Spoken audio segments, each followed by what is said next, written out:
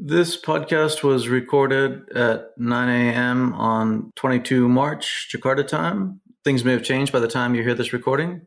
Enjoy the show.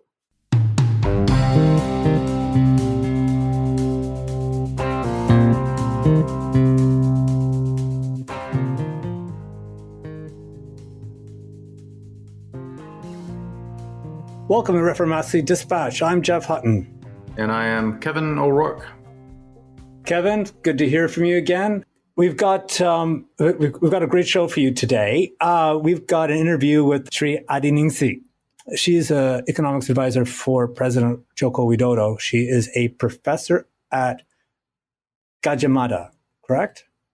Yeah, so Sri Adiningsih is a distinguished economist and professor at UGM. And then for about 4 or 5 years there, up until 2019, she chaired the Presidential Advisory Council, the One Timpress. So she replaced Emil Salim, the environmentalist, in that role. And then in 2019, Wiranto took over. So she has quite a high profile, and she agreed to join us and talk about economic conditions and policymaking. So there's a lot going on, actually. There's some worrying signs of yields blowing out in the U.S., and that's a little bit unsettling. I mean, they've doubled from very, very low levels since November.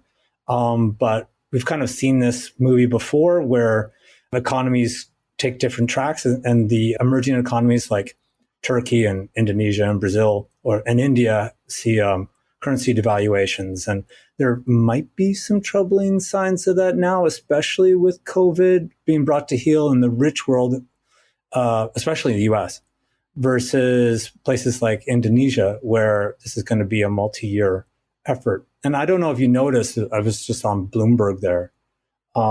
Turkey's lira is in free fall, but that might be because Erdogan has playing fast and loose with the central bank. But I thought that was a good conversation with Ibu Sri.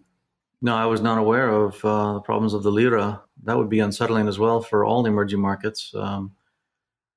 Unless there are conditions that really separate Turkey out from other countries and the way they're handling things.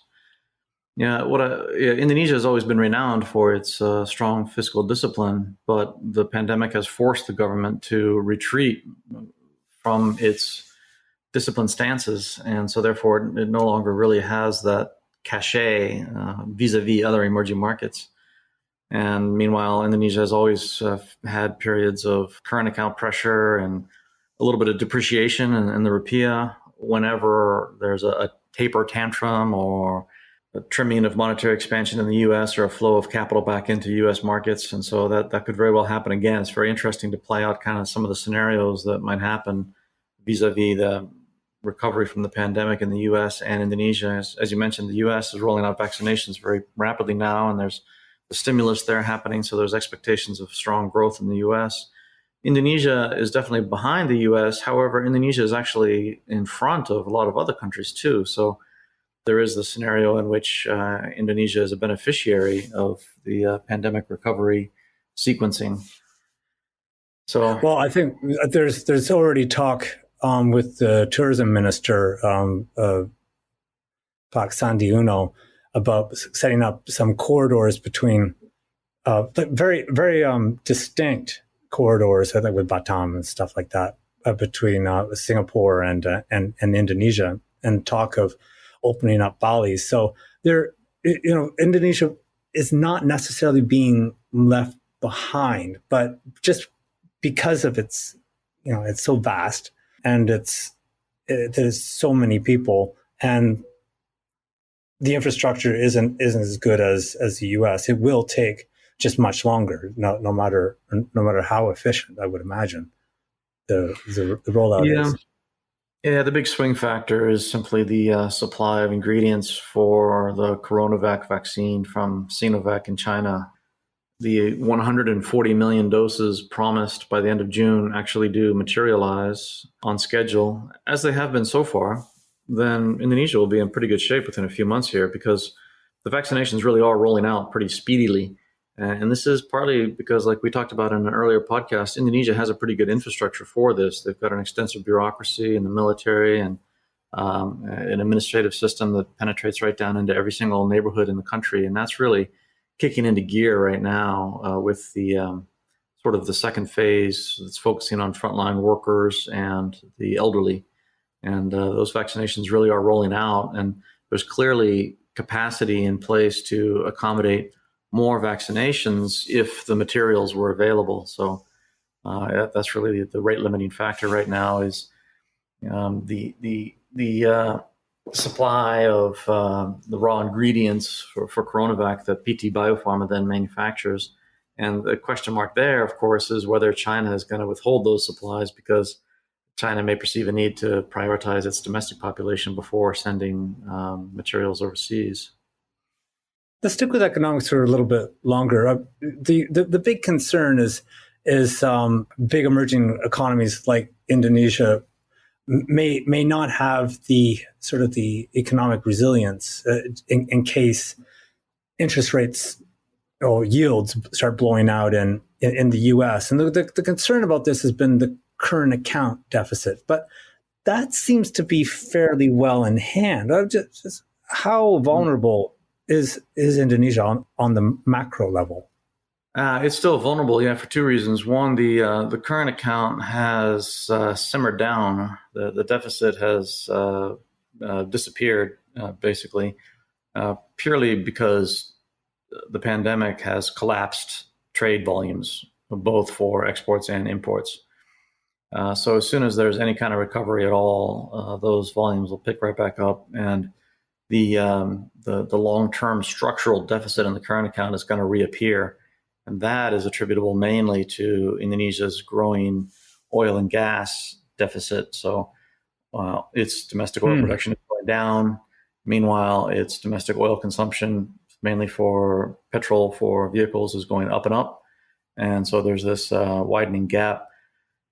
And so that's one factor. The second factor is that Indonesia's need for international financing is far greater than before because of the pandemic and the social spending that has accompanied it for pandemic response and social welfare and fiscal stimulus, and tax revenues are down too. So this is precisely the problem that Ibu Sri Adiningsih was talking about in our interview, was that the past few bond offerings by Indonesia have faced weaker and weaker responses from the market. And the latest one done just a few days ago, I think it was March 15th or March 16th, it attained only half of the target, and it was about a $1 billion global sovereign bond. So pretty standard kind of fundraising exercise, one of many that the government does. But in the beginning of the pandemic, if you go back about 6 or 9 months ago, Indonesia was selling those bonds very, very easily. Now it's becoming trickier, and it's because, as you mentioned, those yields in the U.S. are going up as the U.S. is looking towards a recovery. And do you see, I asked Ibu Sri about this, of the government largesse, the willingness of the government to give aid to people in need. Do you think that that's created an expectation among the populace for more social spending? Yeah, I would think so. Yeah, it's and then when it's taken away, it's very unpopular, and that's not a new thing. That actually happened definitely in the past. In the first Yudhoyono administration, there was quite a lot of spending on compensation for fuel price hikes when the government cut fuel subsidies. Fuel subsidies, yeah. Oh, nice. That old chestnut. And so it was interesting because you could map out the spending of the compensation on a timeline, and then overlay a public approval rating of the government on that same timeline using data from polling firms. And the compensation payments to the bulk of the population were hugely popular. It made everybody favorable towards the government. And then as soon as they were taken away, then the popularity evaporated too. So. Right. Okay. Well, it's something to watch. I wanted to move on to a bit of a troubling development. The industry minister, Ignatius Warcito, is extending protection to industrial parks around the country. There's been instances of violence between industrial parks that mainly house Chinese investments like Morawali, between them and the local villages, local communities. You think that this is problematic because it sort of brings in the guns when they should be really bringing in political solutions. They should be talking more and brandishing guns less. Right. Yeah, this was an interesting tidbit that surfaced in only one newspaper has reported on this. That was Business Indonesia. They've had a series of 3 reports on this topic, and it's obscure because this is a forthcoming decree from the industry minister, Agus Gumiwang Kartasasmita. And so there's nothing to look at yet. It's just reports about a decree that they're drafting right now.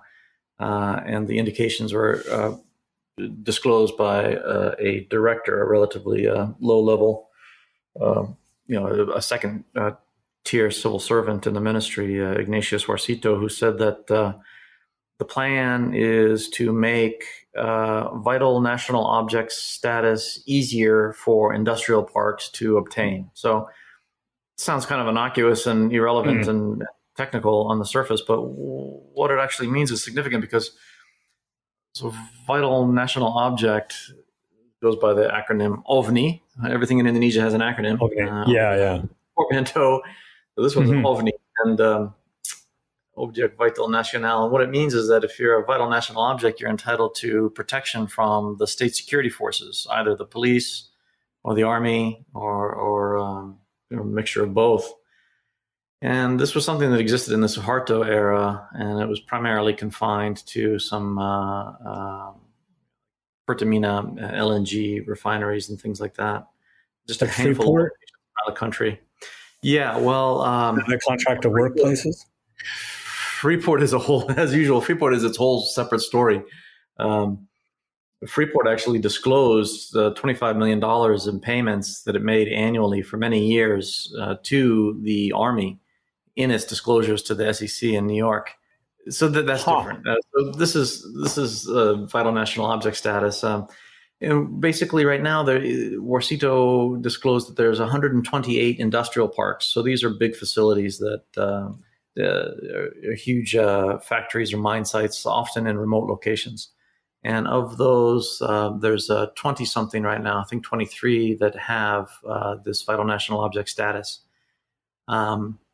And the current rules are that if a company has a certain size in its current operations, it can be entitled to apply for this status and therefore get protection from the security forces. So this forthcoming decree is going to make that easier so that pretty much any industrial park can apply for it, even ones that are still in construction phase that haven't even started operating yet. And basically these industrial parks, the new ones especially, are mainly Chinese investors. So this is where the big Chinese investment money is flowing nowadays into nickel mining and nickel smelters and integrated battery processing for electric vehicles. So that's what's pushing this, because there was a factory in Southeast Sulawesi that suffered a devastating fire in December when its workforce protested, and the protest turned a little bit ugly, and they basically burned everything on the site. Devastating affair. Is this Morawali? No, this was, I want to say Konawe. It's a site in Southeast Sulawesi that has 2 industrial parks. Right. Okay. VDNI was the name of the company. And do you think that this decree is coming off the back of that? I think so. Yeah, I don't think it's a coincidence that happened and now this happens. That's right. That would be a coincidence. Yeah. So basically, what's happening is the policymakers are responding to the fears of big Chinese investment projects that feel better with soldiers on their site protecting them from the community. I think that's what I'm gleaning here from these snippets in Business Indonesia. And this isn't new. I mean, this This has been done before. Yeah, and usually with ugly results, because this approach is sort of a knee-jerk instinctive reaction that an investor will have when something unpleasant happens. They want just some hard security around them, and they think that that's going to fix the problem. And it may in the short term, but typically it actually renders their relations with the surrounding community even more sour and complicated, and potentially fraught with risk, because lots of times the personnel from these security forces can be quite irresponsible, and then you can have a snowball effect where there's clashes with the community and human rights abuses, and then you get attention from international press, and it can affect the share value of your stock and on some foreign stock market because of the reputational damage.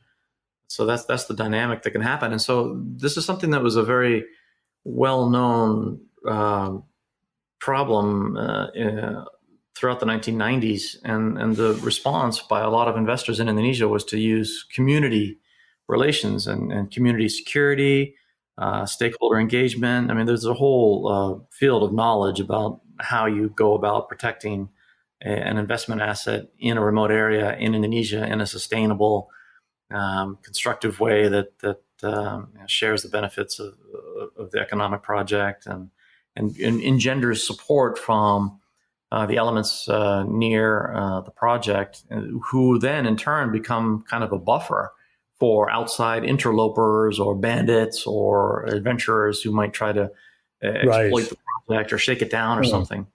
Yeah, right. So there's a much better way to do it than what is unfolding right now in this forthcoming decree that's been reported about. And this, of course, I mean, anyone who's tried to open a mine here or a factory knows of the great headaches involved with dealing with local toughs or people who want you to hire their brother-in-law's trucking company and protection rackets. This is different from that. It's all mixed together. Yeah, no, I mean that's what the investors are reacting to, because an investor comes in and maybe they're quite new to Indonesia, and maybe their project is quite sizable, and they start spending large amounts of money, and they have to report to their bosses in whatever foreign country, whether that's Beijing or Singapore or Seoul or wherever, and then they come up against charitable foundations. Somebody will rock up and ask them for a donation. And they don't know if it's a legitimate one or an illegitimate one, because lots of times these charitable foundations or NGOs are spurious, makeshift, bogus entities that are created. They're fronts for crooks or racketeers. Right. But then there's a lot that are very genuine and bona fide and important, and need to be engaged and need to be a part of the greater prosperity of the enterprise.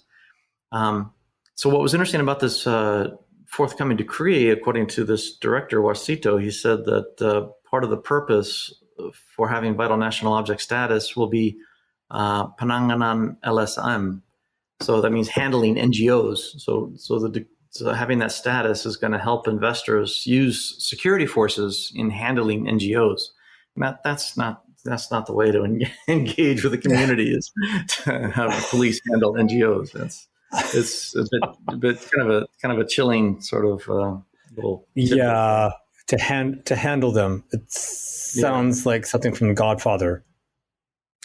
Yeah, it's a reversion back to old ways of operating. And so the bigger question here is this influx of Chinese investment, which is happening one way or the other, and which can be positive and constructive, because Indonesia definitely needs investment, entails risks if it's going to revive these methods of operating that had been phased out after the Suharto era.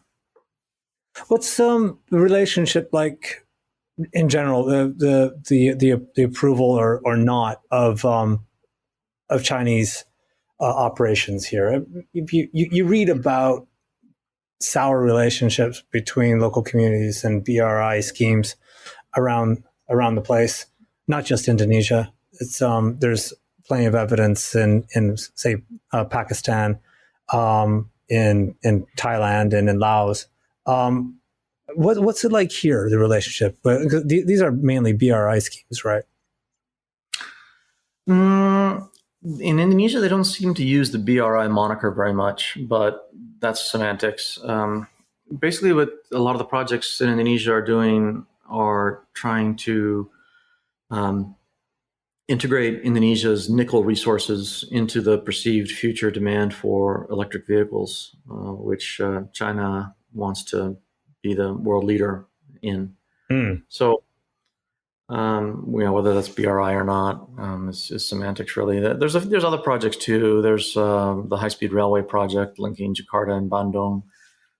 Sorry, I think I confused you with the question, but what's in general, what is community relationship? What are community relations like with big Chinese investors? Because we hear about in the BRI projects in places like Pakistan or in Africa and Thailand, Laos, there can be some flare-ups.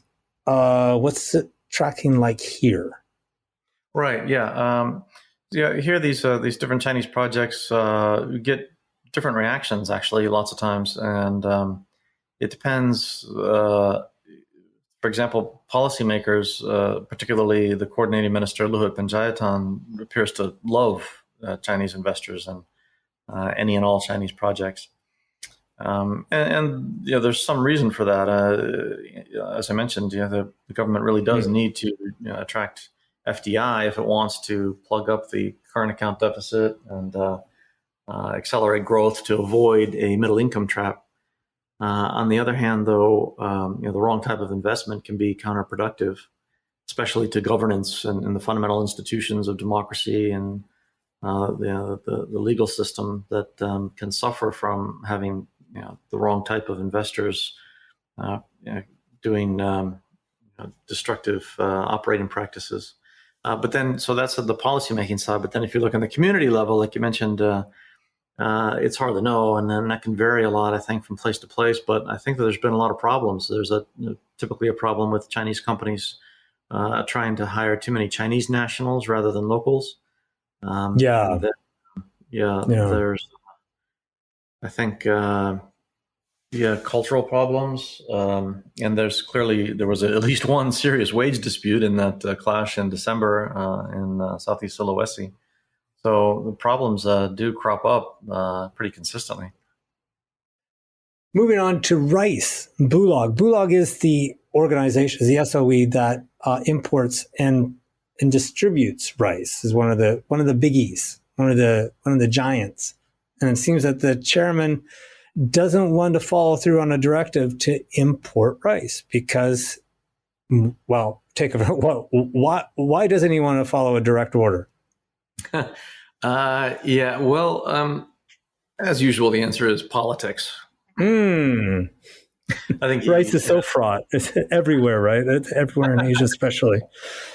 Yeah, well, the chair of Bulog is a retired 3-star police general, Budi Waseso, who has always had a penchant for the sensational, and he probably, like a fair number of other generals nowadays, harbors political ambitions for himself and posturing in the defense of farmers who which evokes this image of defending the national interest, because there's an assumption that Indonesia is a farming country, therefore all Indonesians are farmers, and therefore protecting farmers is protecting all Indonesians and all of Indonesia. And in fact, typically it's a very small number of commercial scale farmers of rice who benefit from the protection in place for rice. Indonesians pay 60% more for their rice than most other people in the world. And that's amid a poverty level where 29 million people live on less than $1 a day. So, sorry, how much is it again? They pay how much more on? 60%. That's enormous. Yeah, it's a huge, because it's illegal to import rice, and so therefore the domestic market is inflated. And it really hurts the poor a lot because there's been studies that show that almost 30%, like 28 or 30% of the gross income of a person in poverty goes to rice alone. So imagine that. It's kind of mind blowing if you think if you look at the plate of your food and just the rice portion alone is 30% of your gross income, your revenue. And so therefore on rice. Yeah. So if the price of rice goes up by 10%, then the food on your plate goes down by a corresponding percentage because it's a very direct impact. And so presumably the price of rice has been tracking up, or is the government really shelling out in subsidies? Actually, it seems to me that the domestic price of rice has been pretty stable. However, and this is sort of a testament to the newfound policymaking prowess of the Widodo administration, because the first term, with the exception of the finance minister, policymaking was quite ham-fisted and very tentative. Now, just really within the space of the last year, there's been a much more assertive approach and a much more holistic approach and a lot more courage and forthright decision making. So basically, there's two ministers here. That's the coordinating economics minister, Erlangga Hartarto, and the trade minister newly appointed in December, Muhammad Lutfi. And they have perceived that there's going to be a risk of a shortage shortly, unless Indonesia imports 1 million tons of rice, which is not a big amount of rice. I think the annual production is well over 50 million tons a year. So they're just tinkering at the margins, and they're just trying to maintain an adequate buffer stock because the government has been distributing a lot of rice, much more so than usual because of the pandemic.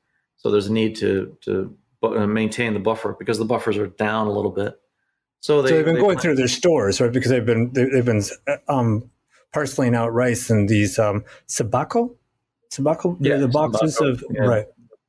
Food commodity assistance. Right. So what happens when the chairman of a state-owned enterprise says he's not going to do what cabinet wants? That, in a lot of places that could result in a resignation or forced resignation of someone. How does that work in Indonesia? Right. Yeah. So these two ministers are foreseeing this potential constriction of supplies and depletion of buffer stocks. So they ordered Bulog, headed by Waseso, to import 1 million tons, and he turned around and said, "No, no, we need to protect farmers," which is not really his job. His job is to handle the supply of rice. It's not really to think about the relative terms of trade of the average farm household. So what he's doing is posturing, and it's a shame because it's jeopardizing those 29 million poor people who are going to be hit if the price of rice does indeed spike up later this year because the buffers fall too low. So his argument is that the harvest is happening very soon, and so Bulog is going to be absorbing a lot of what they call absorbing rice from farmers and building back up its buffer stock. But really, that's for the ministers to decide, and they've made their stance. And so by refusing to implement the order, at least for now, he said he might do it later on in the year. He is defying the ministers, and then the issue is, do they sack him? And if so, then he'll go into the political opposition where he'll be a big name, and he'll make a name for himself by standing out as the person who sought to defend farmers, and the president sacked him for it. So it's going to be awkward for the government to handle this one. Presumably, this is not the first time he's, Waseso has grandstanded this way, but maybe a rethink on who should be selected to run important state-owned enterprises. Perhaps not a 3-star police general when it's all about logistics, right? You should be about management and logistics and probably a little bit of agriculture in there somewhere. Well, enjoyable as always. We'll leave it there. Coming up, our interview with Professor Sri Adiningsih.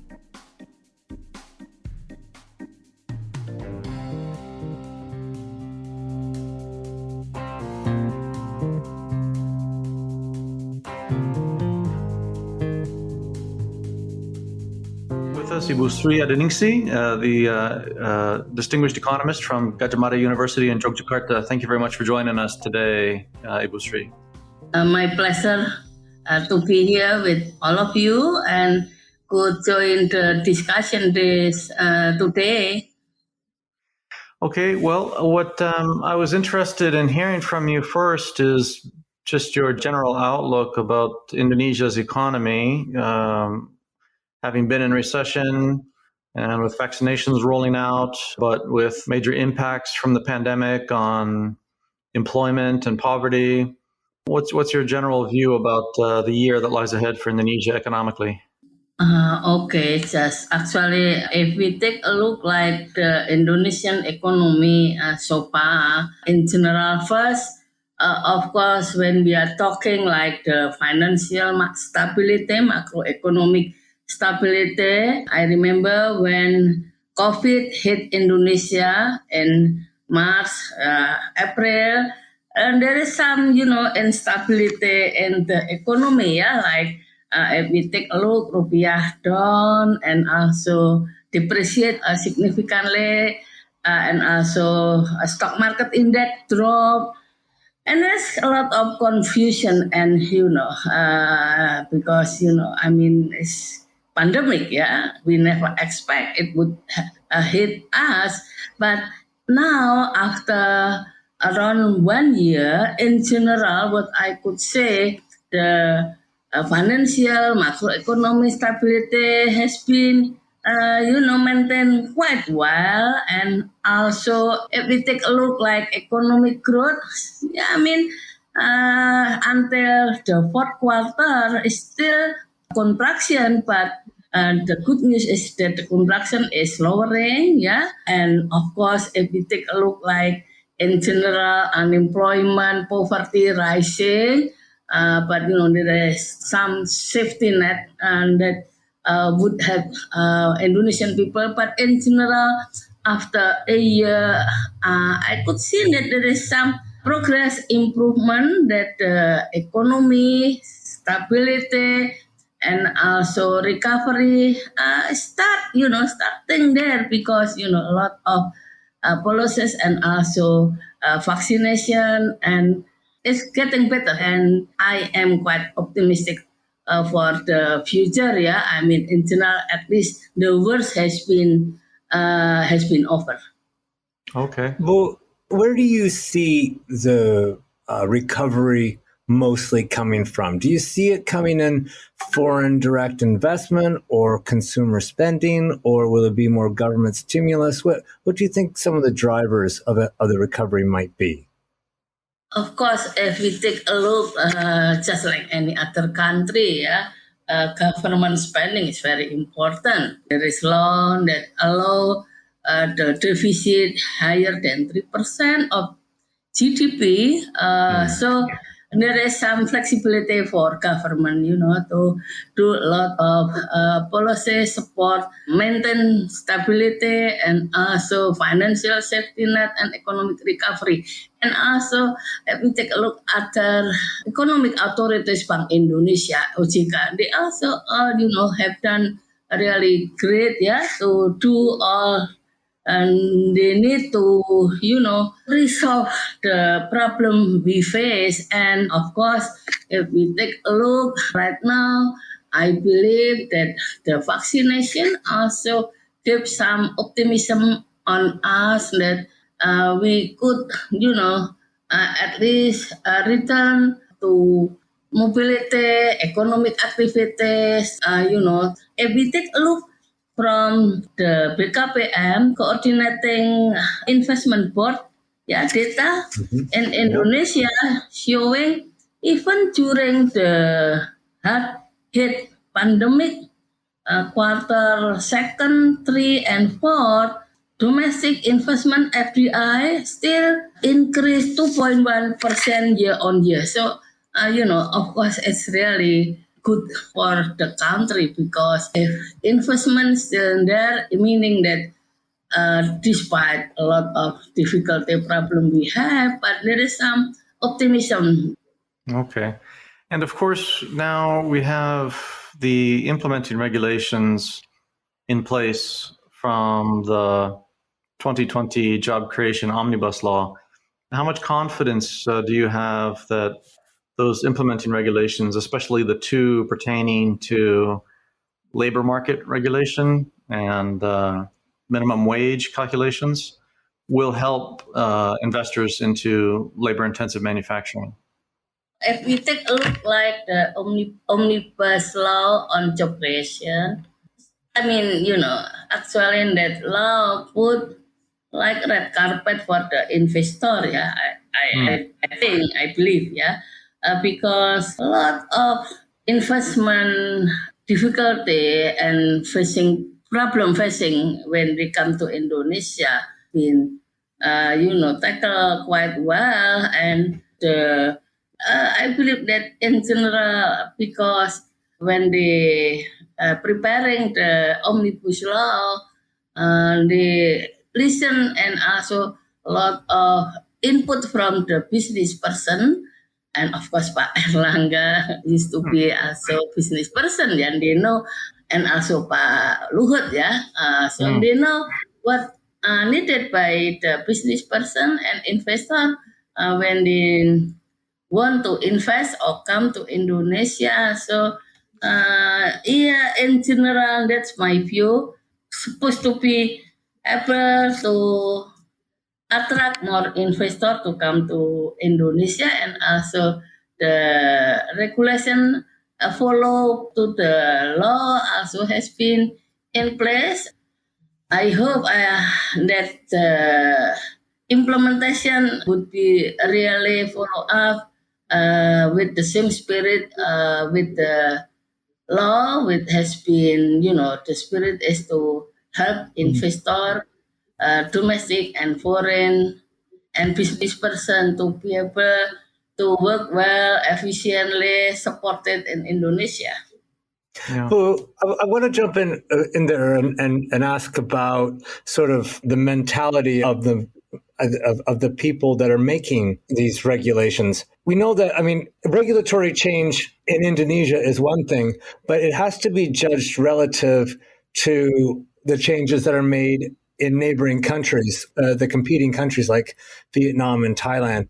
What's your sense of the degree to which cabinet and policymakers are sensitive to placing Indonesia in a sort of a competitive frame? Are they aware of what's going on in the region in order to craft policy solutions that make Indonesia more competitive? We realize, especially President and of course the line minister, working from him about comparing with any other countries. That's why also in Indonesia, our ease of doing business actually increased dramatically compared to 2014-15, yeah. But of course, we are talking compared with Singapore, Malaysia, Thailand. We are not that good, but I believe like the Omnibus Law on the job creation actually for investor business person with the environment regulatory framework which will be able to compete when they produce their production from Indonesia. So I believe that yes, and that's in line with recovering Indonesia economy, also to put Indonesia more competitive in business and investment. Okay. Maybe along those lines, what do you think about state enterprises in Indonesia? Does the Widodo administration appear to be moving towards doing some more IPOs for some state enterprises, or perhaps even privatizations for smaller ones? My understanding that state-owned enterprises in Indonesia now they are like consolidating with the holding, yeah, Pak Eric. Of course, hoping that would be competitive, and what I understand, they also plan to go public, yeah. listing in the stock market, because we need a lot of state-owned enterprises need a lot also fund raising external funding, to develop and to compete with the business, which really becoming more competitive. And I believe we don't have any other choice. That's interesting. Thank you. And another reform that I noticed recently is a target date for June of this year for finally implementing the OSS system, or the one-stop service for permitting of investments through BKPM. Is that something you've been watching, and do you anticipate how that will work? Actually, one-stop services has been in BKPM, for some years. OSS has worked well, at least based on my experience when helping some investor facing difficulty some years ago. Okay.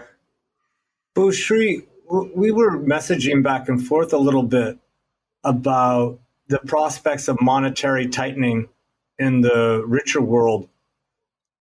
Like in the U.S., well, as COVID comes under control, there's going to be less need for stimulus. Indonesia, most likely will not have the pandemic under control for at least another year. Any stresses, do you think, to the macro picture here as a result of that divergence of conditions? I think not just Indonesia, but all over the world. No, also what the policy taken by the Federal Reserve, because if we following the development in the U.S. and that inflation has been increasing, and also economic growth would grow higher than expected. I don't know, but some person has projected that might be 10% in the first quarter of this year. But of course, then we have also problem during the global financial crisis, when U.S. economy then finally recovering, Federal Reserve, then finally after cut the interest rate, and then increasing slowly, because like if we talk like Indonesia government bond in Indonesia also depend on foreign investor. Just yesterday or just some days, the government bond offering, and the demand not that good anymore. They got only half of the target. I mean, of course, we should take a look and also face carefully what would be happen, because Federal Reserve would be happening, and we are watching what they do, because we understand if inflation in the U.S. increasing, of course they need to do some, policy action. So it's a very dramatic situation, actually, really, if I understand correctly, because the U.S. is rolling out vaccinations very rapidly right now, along with an historic stimulus package, and that has potential to fuel higher growth and inflation, especially in the U.S., which in turn would require higher Federal Reserve rates, which would pull international capital into the U.S. and away from places like Indonesia. And if I understand, then it seems as if that may already be happening because of the latest government bond offering, which met with only half of the anticipated response in the markets. Did I get that right, Ibu Sri? Yes. That's what I read this morning. So we need to take a look, really watch carefully and closely with the new development. The good news is that global recovering, because China also really grew well, and if US also grew well, the biggest and the second biggest economy growing well, would also at least to stimulate the global economic growth. So that's of course really some some really good news, for Indonesia. But of course, there is some side effect we need also to, take a look carefully and anticipated what would happen and what the best we could do to face the potential problem we are going to face. Yeah, because I think that state revenues are really slumping because tax collection is slow. And meanwhile, there's huge demand for state spending, for stimulus spending in particular, and social safety net spending, of course. Therefore, the current Indonesian government budget deficit was about 6% last year, and then 5% is projected for this year.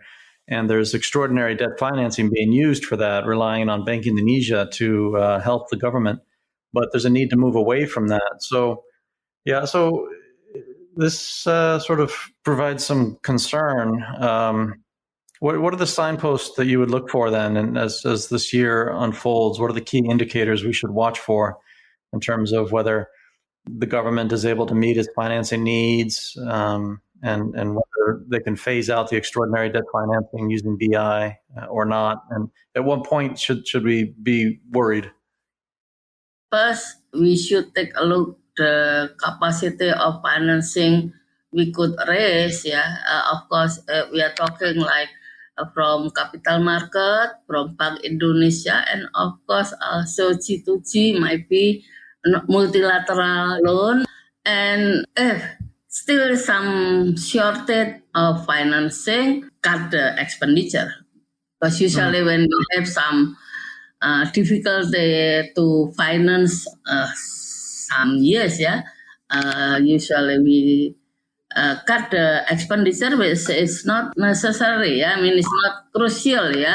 I remember when I was in one team press, like to do ceremonial thing with something like that, because in Indonesia that's also significant expenditure. That's usually. And I think what we could do to resolve the difficulty and the financing problem. Okay. In the U.S., what we've seen as a result of the pandemic and the pump priming has been a real shift in attitudes of what is the appropriate role of government in the economy. Much more, maybe because of until recently, interest rates have been quite low. Deficit spending, the appetite for deficit spending is much more pronounced than it ever has been. A vast expansion in the welfare state. I was wondering, in Indonesia, has there been any noticeable changes in government about its role and how it should be managing the affairs, managing the economy? Has there been a shift you've seen as a result of the shock brought on by the pandemic? That actually in Indonesia for, some years during Pak Jokowi presidency, social safety net is getting better. I mean, like universal health coverage, and also like Kartu Indonesia Pintar, I mean, support kid with poor kid, to get some money, from the government, and that's kind of thing. I mean, social safety net has been really developed well. I mean, so basically, even before the COVID, it has been implemented well, and of course, for Indonesian, of course, the COVID also make them more realize that the role of government in safety net is really very important, not just for health and also for if you take a look also in Omnibus Law, if you lost job, there is some government would be some government support, and also of course if you are poor, there is some government support. I mean, it has been there. And of course, during the pandemic, it's been more and more, because especially people with lost job and also cannot, got money because their business closed. They need support money from the government. And people expect that the role of government after the pandemic becoming more and more important than they expecting. Yeah. Okay. Yeah. Thank you. That's interesting. I have one question, if you don't mind, if you still have time. Are you able to share with us some insights about the banking system and how well the asset quality is in the banking system now, from your understanding, given that there has been this deep recession that has gone on for a full year now, and there was widespread loan restructurings done a year ago, and I'm not really clear on whether those restructurings are something that can be extended again, or whether there are some banks that are going to be facing liquidity problems or insolvency problems. And do you have anything you can share with us on that front? If we take a look like the banking sector in Indonesia, just take a look the big picture, the asset, credit development, of course, contraction, last year, but deposit increasing, but important indicator like capital adequacy ratio, loan to deposit ratio, return on equity, return on asset, NPL.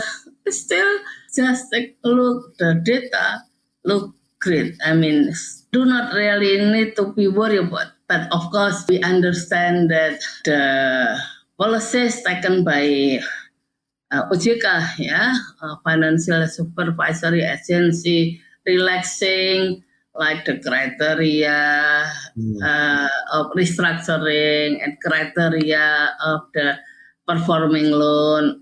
That's really help. I understand what you are worrying about, because of course there is some limit for the restructuring and also the relaxing the regulation.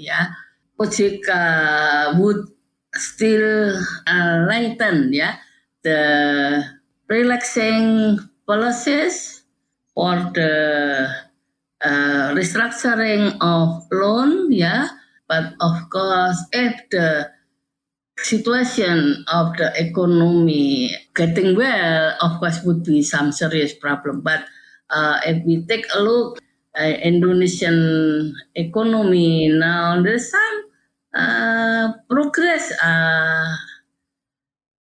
for the improvement, at least like financial stability is getting better, and even purchasing manager index is getting better.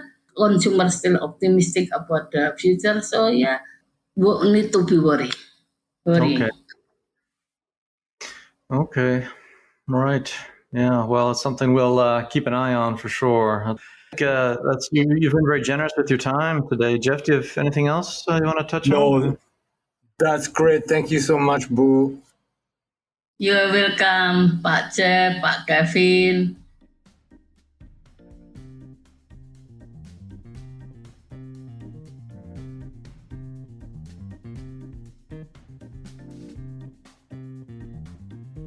And that's the program. Thanks to Sri Adiningsih of Gadjah Mada University. Our producer and editor is Stephen Handoko. Music by Blue Dot Sessions. For a free trial of Kevin O'Rourke's Reformasi Weekly newsletter, check out his website at reformasi.info. You can reach us at Instagram at onthelevel_media. And if you like this podcast, please subscribe and rate us. It helps. This podcast is a production of On the Level Media. I'm Jeff Hutton. Bye for now.